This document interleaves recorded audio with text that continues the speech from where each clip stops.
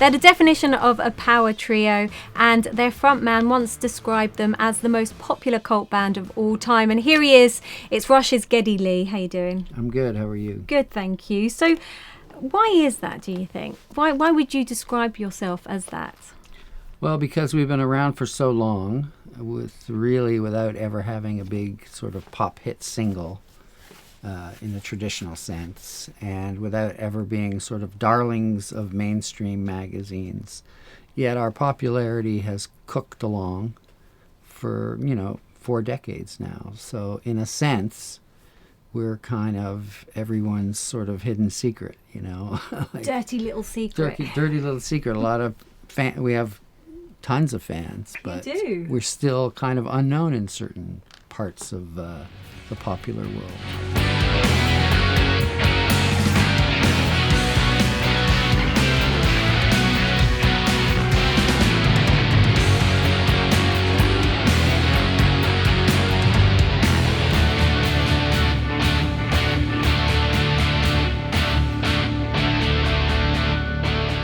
Documentary about Rush. There's a great line in it. I'm going to quickly look down here because I remember when I read it, I was just like, that actually really describes you. On the front cover it says, the band you know, the story you don't.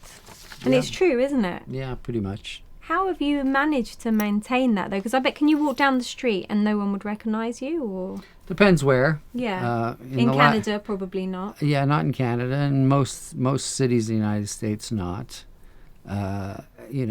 Things have changed for us, of course, since that movie came out and since the Rock and Roll Hall of Fame and all that. Suddenly we've gone from this cult status to more mainstream, which is required an adjustment in thinking and living. But there's certain places in Europe, South America, those kind of places that I'm probably I can stealthily walk around a town, but not so much in North America. No. So the exciting thing is you've got a new box set out, which is R40 Live, which is basically a live CD and DVD, filmed and recorded in your hometown of Toronto. Yeah. What was it like putting together that set list? It was fun. It's your whole career, isn't it? You have actually gone from the beginning to the end. Yeah, not the end, but we sort of did it the other way around. We started at the end and gone back to the beginning. But I think when the idea came up to try to attempt a retrospective, I really wanted to come up with a different way of doing it and not just your parade of greatest hits kind of thing.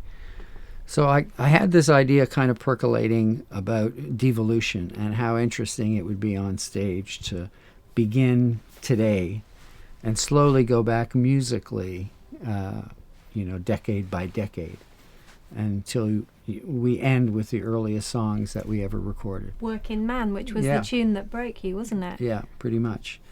But when I met with my art director, we started tossing ideas around, and he jumped on it and decided that wouldn't it be fun to not only go back musically, but to actually have the stage set devolve and us go through 4 decades of looks, in terms of the stage look, the backline look, etc., etc.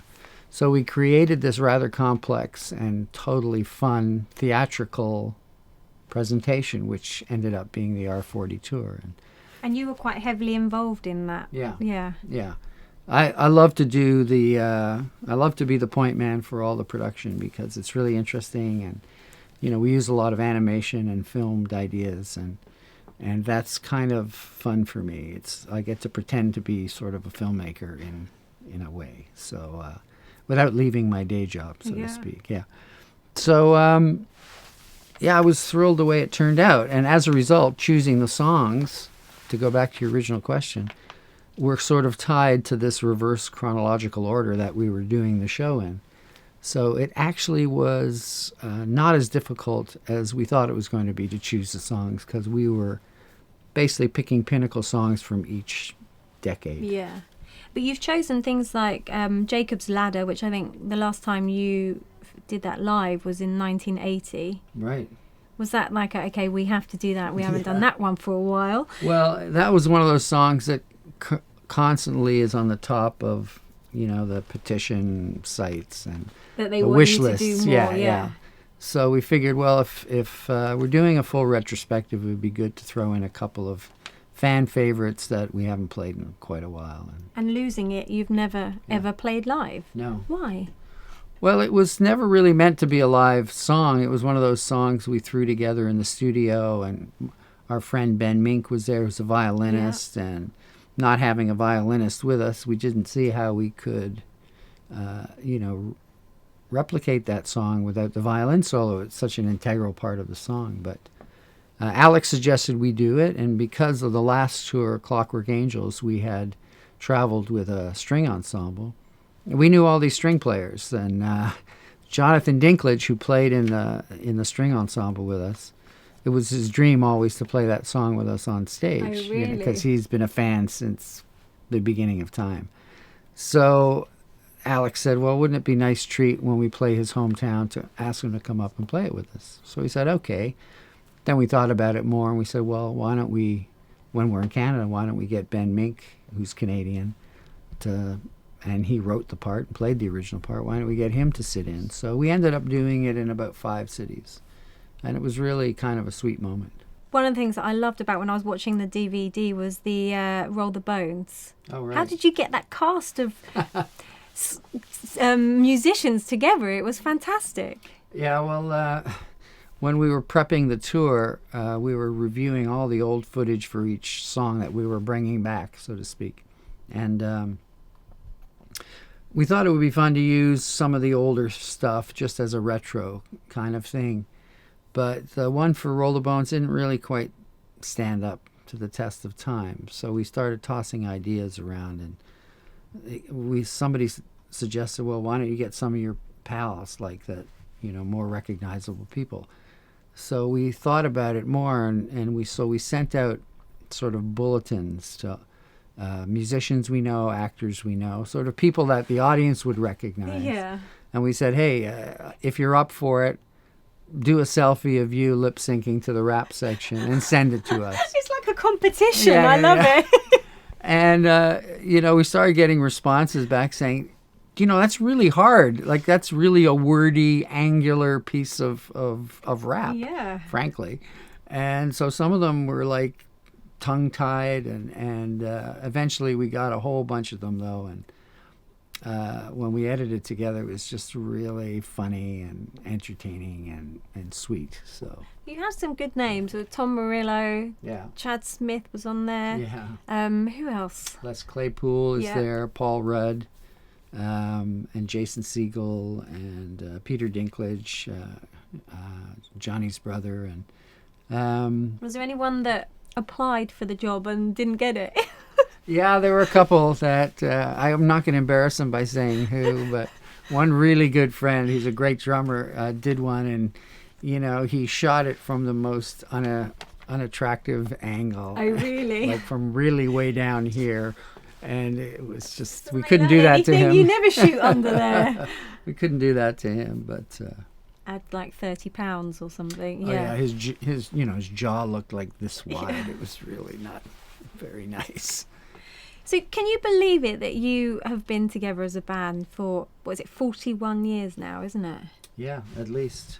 I've been playing with Alex really since I was kind of 17 years old. Yeah. So that's at least 40 years. It's quite unheard of, isn't it, really? There are not a lot of bands that have hung together as long as us. There are a lot of bands that have kind of come and gone. And they get back together. But you've never really done that, have you? You had a bit of a break. We had a hiatus in the 90s when there was some tragedy had hit Neil's life. But aside from that, we've been a functional rock band for 40 years. What is the secret to your success? I think you have to have a very healthy sense of humor, which I like to see our sense of humor as the fourth member of the band, really, and I think that's it's kept us in good stead. And when the three of us are together, we're never serious for very long. And even in a business meeting or in a tense situation, somebody is going to start making the other two laugh. And I think it's really critical. And you have to combine that, obviously, with respect for each other's abilities. Yeah. And our innate Canadianness makes us very polite. So, like us Brits. Yes. Yes. Exactly. But you must have to be quite open as a band as well, because obviously if someone comes to the table with some ridiculous, okay, why don't we do a reggae album or something? I mean, how do you approach that if has it happened where one of you have come to the rest of the group and gone, okay, yeah, we want to do a reggae album. What do you think? Yeah, well, let's take Rush in that direction. Well, we'll just say, how about just a reggae bit that lasts 20 seconds in the middle of this song? Yeah, that's cool. Okay. And so then you would actually do it? Yeah, if that's what the other one wants to do. Like, we're always sort of happy to mix our music up. And I think one of the living things about the way we work is that no idea is too weird. We'll try it. And, we don't have a kind of formula in that sense.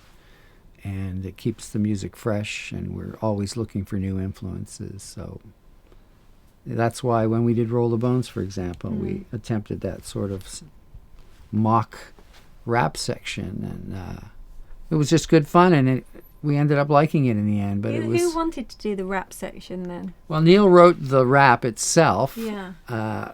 It was kind of an angular, not so rap-like rap, but it was an interesting poem. But we weren't sure how to treat it, in the context of Rush. How do you do that? So we created this kind of electronic background for it. And then I remember at one point we were thinking of like bringing in a guest rapper, like someone like John Cleese to do it. or someone like that. And then in the end, I did it, and we just detuned my voice. It made me sound like kind of a robot. Bit heavy, yeah. So, but we don't throw any idea out. We're happy to try it and see if it fits. Do you like experimenting then? Totally, yeah. Out of all your songs, or actually out of all your albums, because there's quite a lot of them, was there 20? Something like that. Have you got a favourite era of Rush? Well, as a writer, as a player, you always are more thrilled with your recent stuff because that reflects where you're at now. Yeah.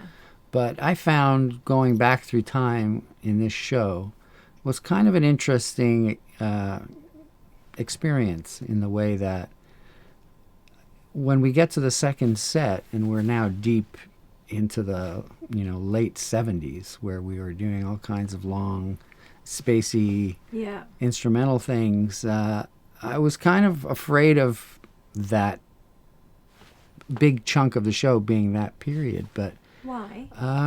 Because I thought it would be dated, Oh, okay. But when we got to it and we got into the spirit of playing it, and especially in the way the show is put together, where you actually feel like you're going back in time, it was really fun. And I appreciated the songs all over again, even though we're so far away from that place.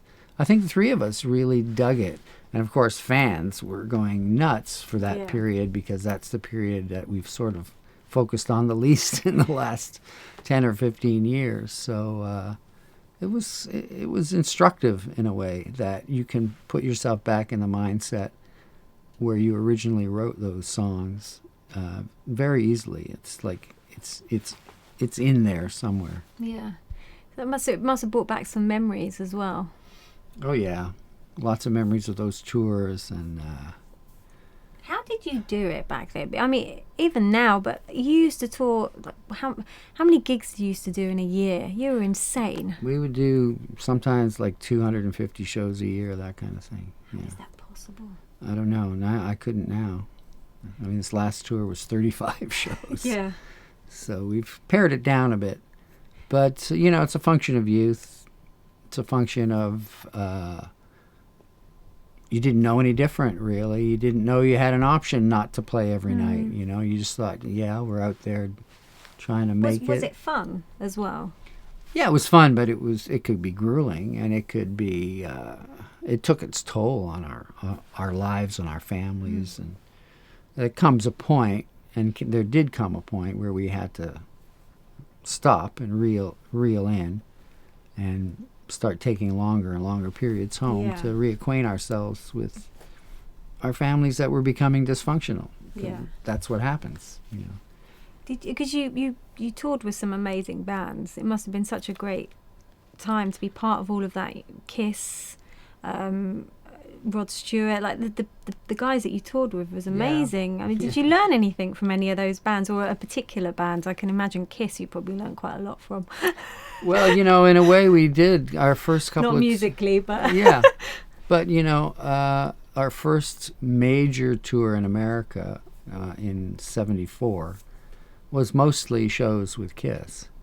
And they treated us really well. And, they weren't huge yet. They were just playing, 1,200-seat theater kind of things. And they really worked hard. And their road crew was really together. And they put on this big show with the, breathing fire and all that. And so we were very green Canadian musicians that we didn't even have road cases yet. That's how green we were. Oh, really? Yeah. So we would just watch them every night. We'd watch the road crew, and we learned the importance of entertaining your audience at the same time as you're playing music, I think. And their work ethic was impressive, whether you liked their music or not. And it's funny because in the beginning, you were compared a lot to Led Zeppelin, weren't you? I remember the first time I heard your debut album, Rush, I was like, they sound just like Led Zeppelin. A Canadian Led Zeppelin. It's insane. Well, did you think you sounded like Zeppelin at all? Yeah, I think, Zeppelin and Humble Pie were both bands that we liked a lot back then. And so their influence was very obvious. And it took us a few albums to find our own sound, So, the first few records our influences are... I love that first record, though. Oh, good. I think it's brilliant. A really good album. And then Neil joined, Neil Peart, your drummer, he joined on the second album. That's right. Yeah. How did that change the dynamics of the band? Well, when he joined, we really didn't even know him because he had auditioned, and Alex and I had been playing together for years. We kind of grew up together. So here was this new dude in the band who showed up for audition and played like a mother. I mean, he was so impressive. He had serious chops, but we didn't know him. And a week later, we were out on the road, so we had to kind of figure out who this guy was. And he always read books, and he was, quite a serious guy. And slowly we figured each other out, as you do when you're on the road for, months on end. You either figure each other out or it doesn't work. And he bonded with us, and we bonded with him, and it became a good partnership. Sure. It must have been hard for him and coming into that unit because you and Alex grew up together. And, I think it was hard for him. He really felt like an outsider, but the new boy. He's a pretty solitary dude, so I think he handled it pretty well. Sure. And at that time, actually not just that time in the beginning, but even like throughout your career, the press have been not very kind, have they? Did that take its toll? Did that take its toll on you, or did you manage to just sort of ignore it? When you're young, of course, it's ouch. You don't like to read terrible things about yourself. Yeah. And like I said, our influences were pretty obvious, and the press really didn't care for us. But after time, you learn which critics to pay attention to, which ones not to. We sort of got this attitude of if the article was too scathing or too complimentary, you just discounted it. It's the ones in between that you could actually learn something about yourself with, Yeah, I just don't get it. I don't know why the press didn't jump on you straight away. It's strange. When you think about it, like you had this huge fan base selling millions of albums, musicians love you. You are the musician's musician, which is a great position to be in because it means you're good at your job. But that took years to kind of achieve. You Yeah. know? In the early days, I think we had the unfortunate situation of competing in the same time period as some of our heroes. You know, like So like Zeppelin were still around, and you know, those bands that had influenced us and were evident in our sound were still there. So to a rock critic, we would seem too much like we were mimicking them. Yeah, okay. And you know, fast forward 10, 15 years later, and we were still together, and we had established a sound of our own, and our influences were much more diverse, and as a result, we had developed a personality of our own. Follow men's eyes as they look to the skies.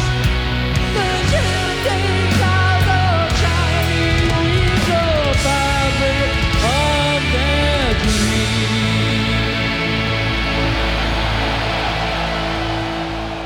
So how much a role did or has the producers played in your sound? I think a pretty big role. Certainly in the early days, we worked exclusively with Terry Brown, and he was like a mentor and a sort of father figure to us, and you know, sort of taught us how to make records. Yeah. And he was really important. And after we finished Moving Pictures, I think we got to the point where we were starting to feel like we weren't learning enough from him. And we did one more record together, and it was a bit sort of a battleground in a way. Even though we still loved each other, we were, you know, still family in a sense. We were getting bratty, I think, because we could sort of predict what he was going to say. Okay. We just sort of knew his way of doing things too well. And that's when we decided we needed a change. We needed to have some new producers come in and teach us more about making records. Well, Kevin, you worked with Kevin Shirley, didn't you? Oh, we did, yeah. Yeah, later. the caveman. Yeah. So he took you back, didn't he, to try to get that original Rush sound? That was in the 90s. Yeah. Yeah. We stopped working with Terry in 81, 82. And between the time we worked with Kevin Shirley and him, we'd worked with Peter Collins, we'd worked with Peter Henderson, we'd worked with Rupert Hine. And then we sort of ended up doing a record with Peter Collins and Kevin Shirley. And he did that. He definitely, you know, this was when digital was all the rage and everyone was using digital this and digital that. And he came in and said, no, I don't like any of that shit. So we're just going to bring analog amps in. It's back to the basics, and we went with it. Playing the bass as well, was it? Yeah. Not so many no keyboards. More keyboards. So were the rest of the band pleased when you came off the keyboards as well? I think Alex was very pleased. Yeah. Neil was indifferent about it. I think because he loved the keyboard and what the keyboards added to the sound. But Alex, I think, was happy to see them go. What about you?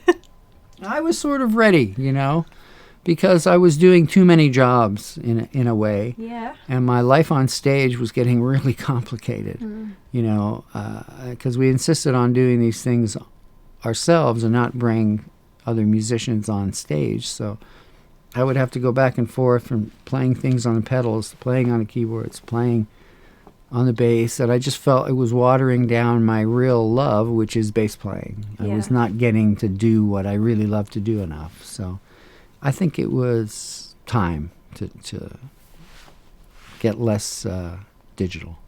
And have you ever had singing lessons? Because bass was your first love, like you say, and that was the first instrument you learnt. Yes. And when did you realise you could sing? Well, I did sing before that in school.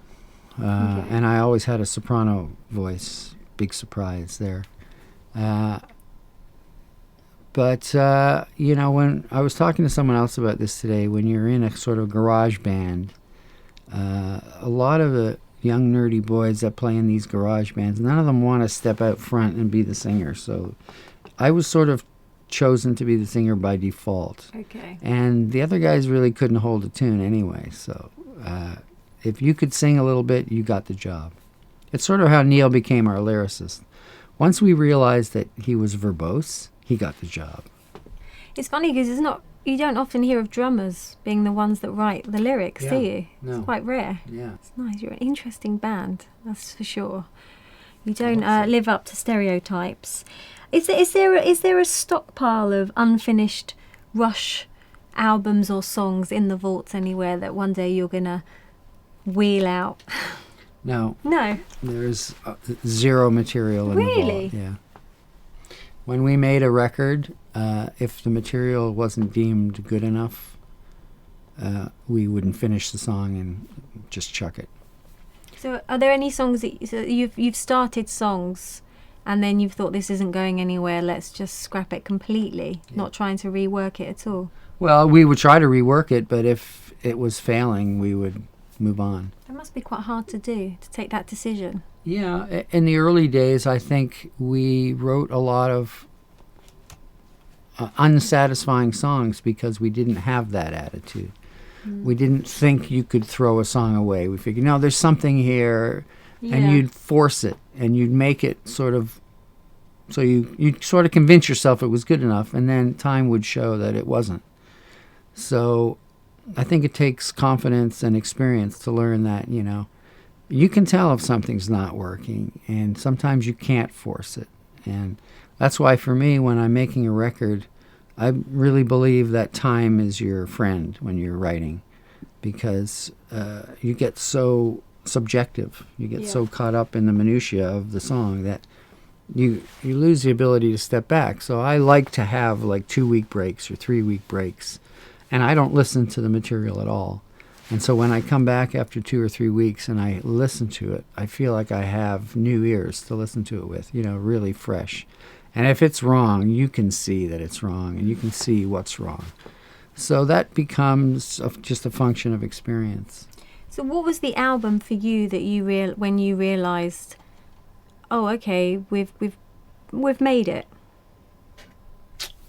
I don't know. Maybe, probably Moving Pictures. Was it? Because I think like 2112. Yeah.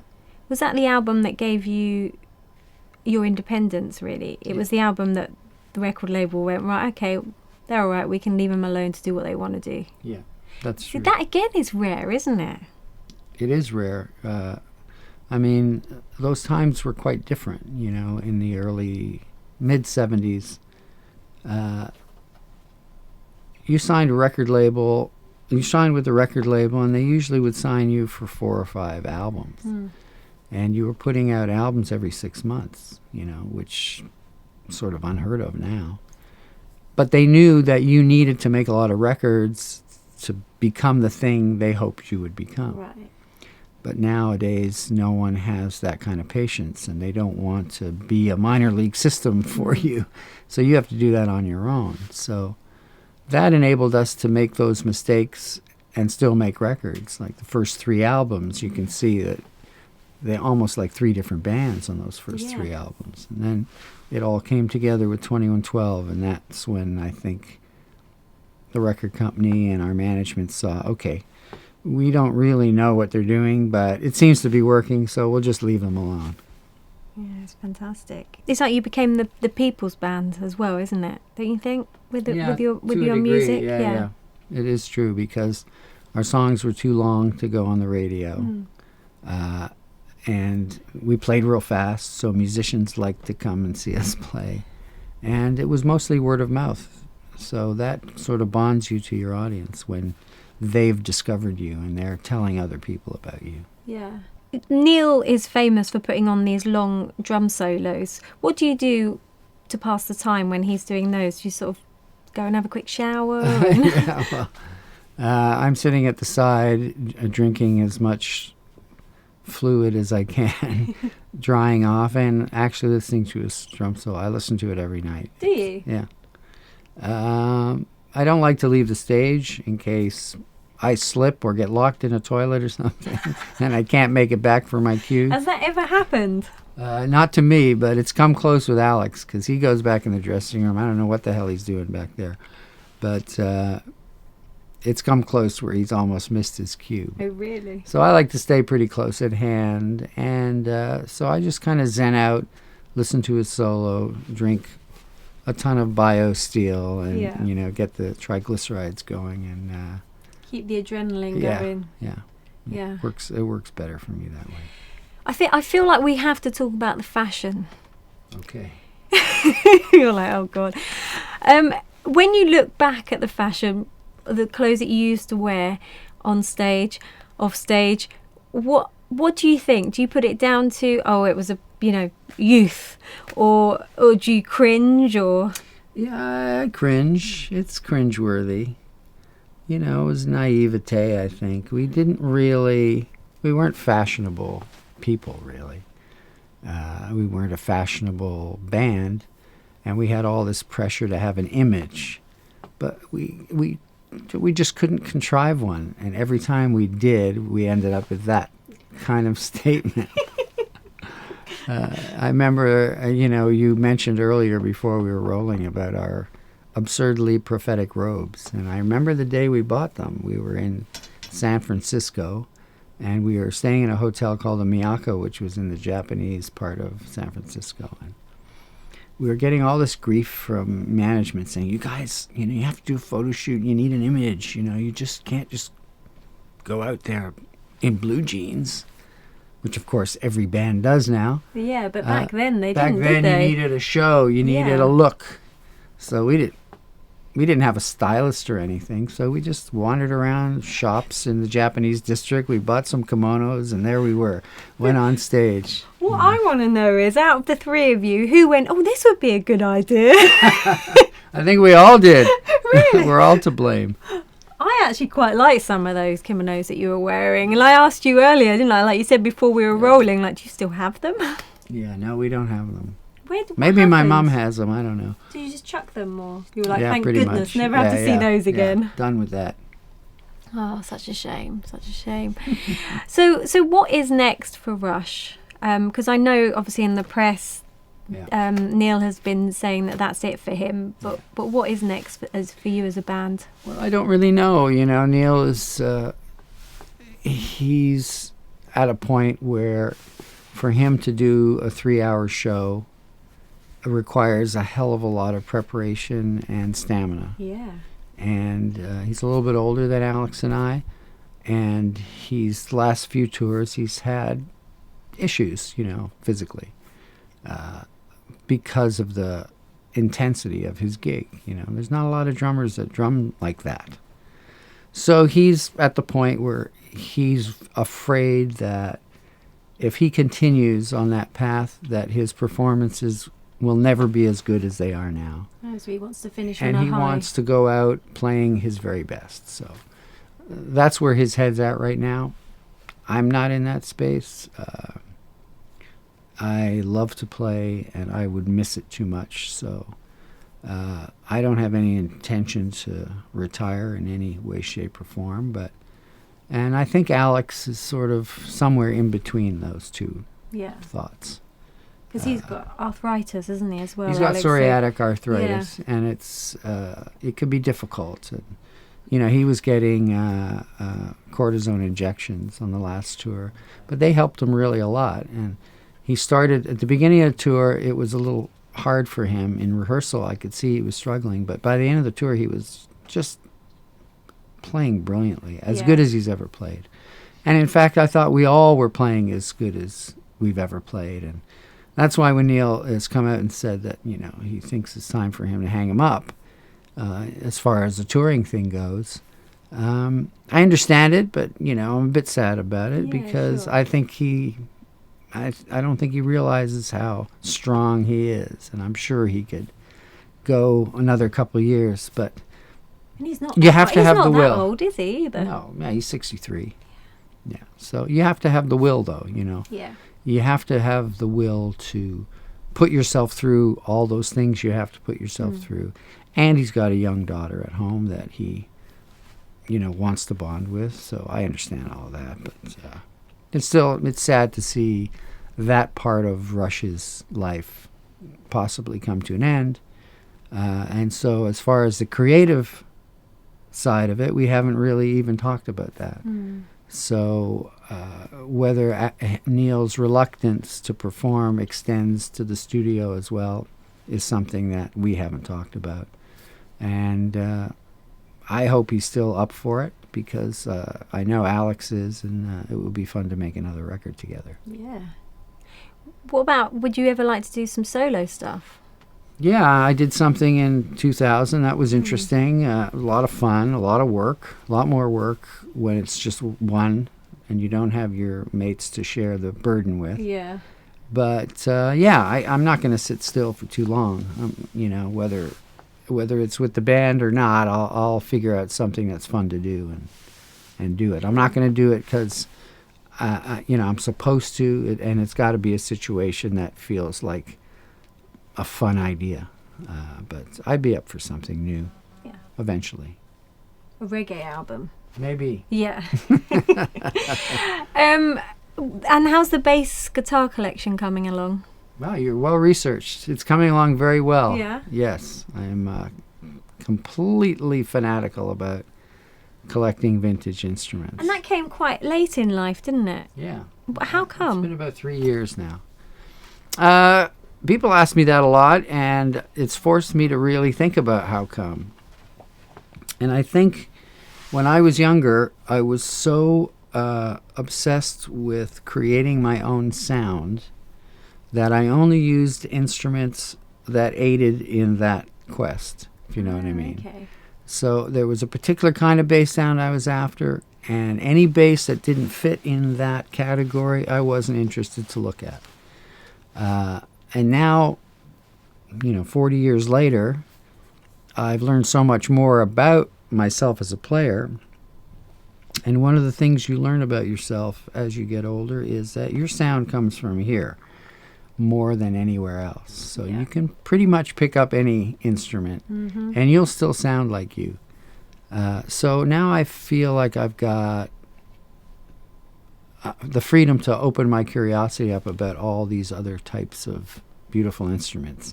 And instruments are beautiful. Yeah. They're great to look at. They're great to play, especially the vintage ones. I just think it's such a cool... And I'm by nature kind of an obsessive collector type of person. And this is the first hobby I've ever had that actually makes sense to who I am. Totally. So... Even my wife doesn't mind me spending the money on them. But because it must, like you say, those vintage instruments and stuff, they must, that would be my fascination, because of the fact that you could have a guitar that has a story to it, a history to it, which is quite exciting, isn't it? And there's also a story to how it came into your hands, where, it's like the famous story about the red violin. Where has this instrument been? Who has played it? What were the circumstances? And sometimes I'll buy an instrument that maybe it's a bit too beat up. Maybe it's not exactly the most valuable thing, but the story of its journey has fascinated me so much that I want it to be part of my collection. So it's like collecting anything. It can be as interesting as you want it to be. Yeah. And you can look into the collecting of it in many different ways, and I've found it very enriching to me as a person. So do you still own your first bass? No, I don't know what happened to my first bass. Really? Yeah. Have you tried to track it down? No, it's long gone. My first bass was a Kenora, Japanese made, bass that I bought for like $30 at the local music shop. And Alex had a Kenora. Well, his was a Kent, also a Japanese instrument. And in a fit of insanity, we decided one day we looked at Eric Clapton's famous SG. I don't know if you remember that instrument, but he used to play an instrument that was beautifully painted in sort of pop art style. Okay. And we said, we should do that to ours. So we sat there painting our instruments, but we don't have...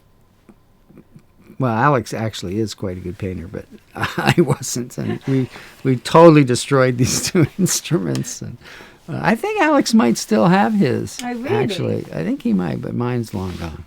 Well, there you go. So how many do you have in your collection? I don't know. Right now, probably around 100 or so. Wow. Yeah.